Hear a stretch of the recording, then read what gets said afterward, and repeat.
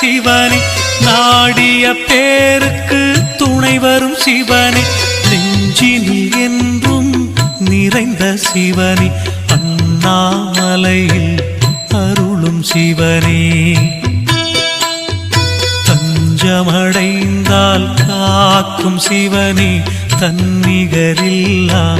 எங்களின் சிவனே, வஞ்சன எண்ணத்தை மாற்றும் சிவனே, அண்ணாமலையில் அருளும் சிவனே.